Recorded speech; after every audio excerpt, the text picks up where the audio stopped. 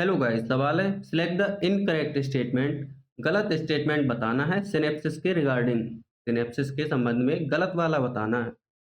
तो दो तरह की सिनेप्सिस हमने पढ़ी है, एक इलेक्ट्रिकल सिनेप्सिस और दूसरी केमिकल सिनेप्सिस।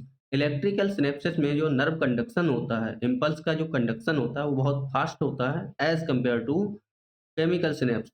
क्योंकि केमिकल सिनेप्स में सिनेप्टिक क्लेफ्ट होती है, उसके थ्रू इम्पल्स का कंडक्शन होता है, इस वजह से ट्रांसमिट होती है ना, इस वजह से। और जबकि इलेक्ट्रिकल सिनेप्स में दो न्यूरॉन्स आपस में बहुत क्लोज जुड़ी हुई होती हैं और डायरेक्टली एक न्यूरॉन से दूसरी न्यूरॉन में इम्पल्स के लिए जनरेट किया जा सकता है, इम्पल्स को पहुंचाया जा सकता है।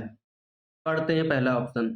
The membranes of pre synaptic and post synaptic neurons are in close proximity. बिल्कुल सही बात है। प्री सिनेप्टिक की मेम्ब्रेन और पोस्ट सिनेप्टिक न्यूरॉन की मेम्ब्रेन काफ़ी क्लोज होती हैं इलेक्ट्रिकल सिनेप्स में। बिल्कुल सही है पहली बात। अगला है electrical current can flow directly.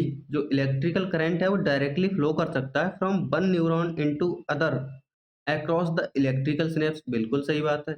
Electrical synapse में सिनेप्टिक क्लेफ्ट नहीं होती ना, इस वजह से जो इलेक्ट्रिकल करंट है वो डायरेक्टली फ्लो कर सकता है एक न्यूरॉन से दूसरी में। ये भी ठीक है। अगला है केमिकल सिनेप्स यूज न्यूरोट्रांसमीटर। बिल्कुल सही बात है।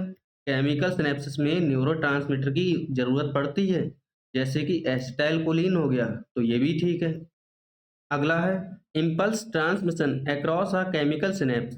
एक केमिकल सिनेप्स से इम्पल्स का जो ट्रांसमिशन होता है वो फास्टर होता है देन इलेक्ट्रिकल सिनेप्स। ये बात गलत है। इलेक्ट्रिकल से फास्ट होता है और जबकि केमिकल से स्लो होता है। तो चौथा ऑप्शन गलत हो गया, यही हमारा आंसर हो जाएगा क्योंकि गलत ही तो पूछा था। Thank you.